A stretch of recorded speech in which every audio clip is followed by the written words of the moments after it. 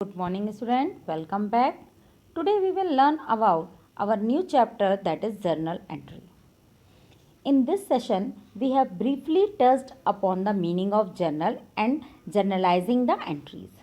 In accounting procedure, the first step is to record the transaction in the book in chronological order of their happening.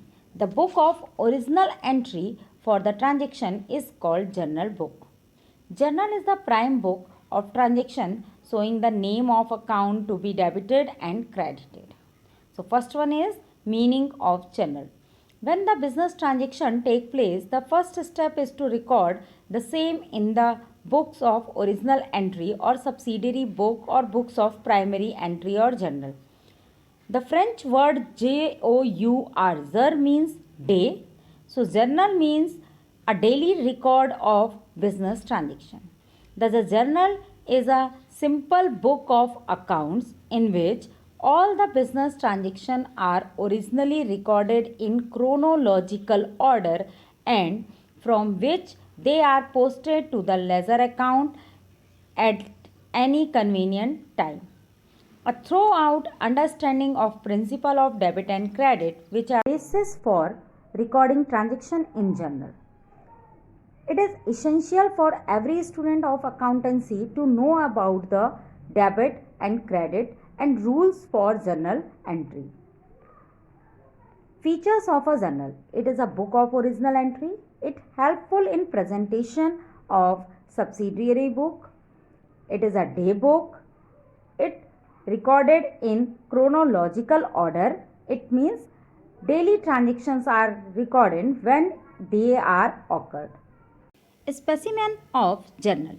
The format or specimen of journal is given that in that journal there has 5 columns. First one is for date, second one is for particulars, third one column is LF, fourth one column is amount debit and fifth one column is amount credit. First one column is date. In the date column of each page journal, at the top of the date column year is written and in the next line month and date of the first entry are written. The year and month need not to repeat until a new page is begun or month or the year change. Thus, in this column the date on which the transaction take place is written alone. Sequence of date and months should be strictly mentioned. Second one column is particulars. Each transaction affects two accounts out of which one account is debited and another one account is credited. The name of the account to be debited is written first and the word DR is also written toward the end of the column. In the second line, the name of the account to be credited is the credit account start with the word to, leaving a few space away from the extreme left of the particulars column. In the next line, immediately to the account credited, a short explanation about the transaction is given. This explanation is called narration. To indicate the completion of the entry for a transaction, a line is usually drawn all through the particulars column. Narration is a brief explanation of the transaction given after passing the journal entry. It may include particulars required to identify and understand the transaction and should be adequate enough to explain the transaction. Next one column is LF. LF, full form of LF is ledger folio. Ledger folio means page number, that is page number of ledger. All entries from the journal are later posted into the ledger account. The page number of the ledger account where the posting has been made from the journal is recorded in LF column of the journal. It is not filled when the transactions are recorded in the journal. Fourth one column is for amount debit. The amount is to be debited is written against the account debited in this column. Fifth and last column is for amount credit. The amount to be credited is written against the account credited in this column. Steps in generalizing. Steps involved in generalizing are: first one step, firstly we have to identify the aspect of transaction. Two aspect, debit and credit aspects. Second one thing, identify the account should be classified as personal, real or nominal. Next one and last step, the account is to be debited and credited should be decided on the basis of rules or golden rules of accounting for debiting and crediting. Example, one transaction is there, the date is given 2020 April 1st, started business with cash rupees 60,000. So first one step is identify the aspect of transaction. There are two aspects. First one is cash and another one is when we invest at the time of starting of business, that second one thing is capital. So here two aspects are there. First one is cash and another one is capital. Second thing is cash is a real account and capital is a natural personal account. Rules for personal account is debit is receiver and credit is giver, and rule for real account is what comes in debit and what goes out credit.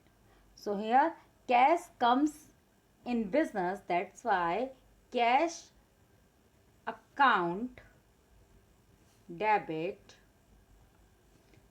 to. For capital account, for personal account, rule is debit is receiver and credit is giver. So businessmen give the capital in a business, that's why capital account will be credited. Now here date 2020, firstly we write here year, then after month, that is April, then after date, date is 1st. 2020 April 1st, cash account debit to capital account. Next one thing is narration. In narration we have to specify that which one thing is going there. So being started business,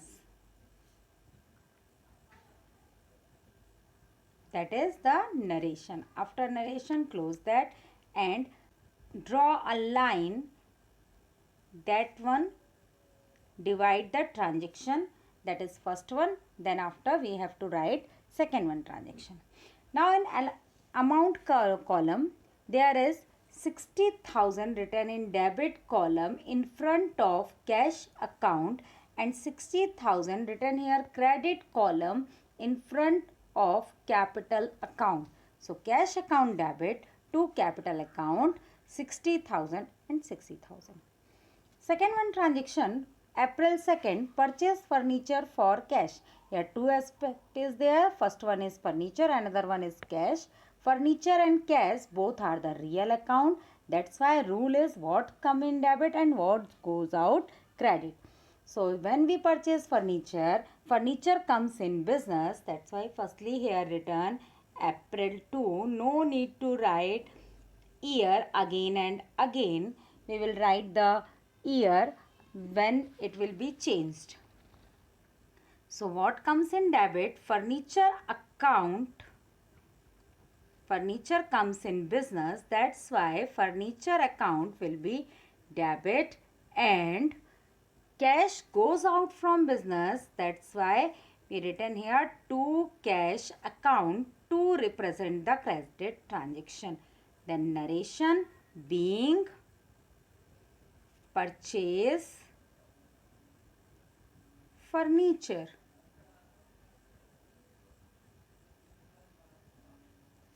Then after draw a line and write here the amount in debit side 10,000 in front of furniture in same line and 10,000 credit side in front of cash account. Third transaction written here April 4th. So firstly we written here April 4th, right here April 4th. Then after there is given purchase goods for cash rupees 25,000. Goods come in business and cash goes out from business. When in place of goods, we have always write purchase or sell. If sold goods, then we have to write there sell, and if we purchase goods, so in place of goods we have to write here purchase. Purchase account debit to what goes out business? Cash account to cash account. Narration is being purchase goods. Amount 25,000 in front of debit purchase account, and in front of credit cash account is also 25,000. Next one, transaction of date April 5th. April 5th, purchase goods from Hari for rupees 15,000. Here name is mentioned here. We have to mention the name when the person is supplier or customer. It means transaction is in credit. Purchase goods from Hari. Purchase account debit.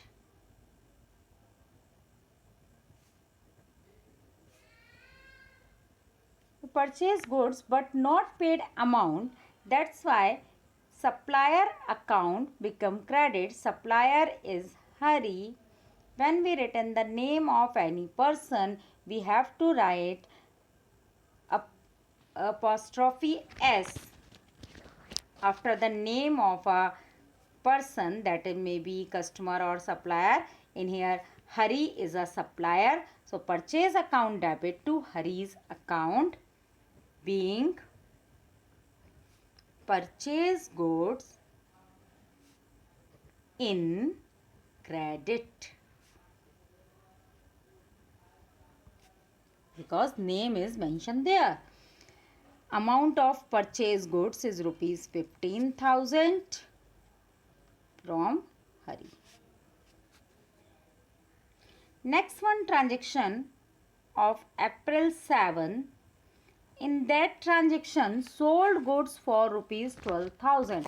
When we sell goods, cash comes in business. That's why what comes in debit, cash account comes in business. That's why it will become debit. And another one aspect is sold goods. In place of goods, we have to write sale to sales account.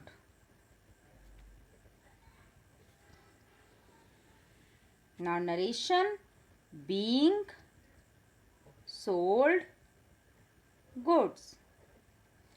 Amount is given rupees 12,000 in debit side in front of cash account, and in credit side in front of sales account. Next one, transaction of April 10.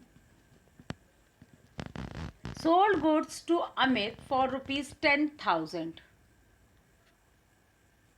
When we sell goods to Amit and here name is mentioned, transaction become credit. So entry will be, in place of cash, we have to write here the name of customer. Customer is Amit. That's why written here Amit's account debit to sales account. Narration is being sold goods in credit. Amount of Amit sold goods is rupees 10,000. Next one, transaction is of April 18. Paid rent rupees 15,000. Sorry, 5,000. Paid rent rupees 5,000. Rent is an expense, and paid rent in the form of another one aspect is cash. So when we paid rent, in cash, cash was goes out and rent is an expense. So all the expenses and losses are debit. So rent account debit to cash account. What goes out is credit. Being paid rent. Amount is given rupees 5,000. Next one transaction is, and last transaction is, on April 20, withdraw for personal use rupees 6,000. Withdraw for personal use rupees 6,000. It means cash goes out from business, and withdraw for personal use is drawing. When a businessman withdraw goods for personal use, that became drawing. So drawing account debit. Drawing is a personal account. Debit is receiver. Businessman receive the cash. That's why here written drawing account debit to what goes out from business, that is cash account. Cash is real account. It will be written in credit side. Now narration is withdraw for personal use.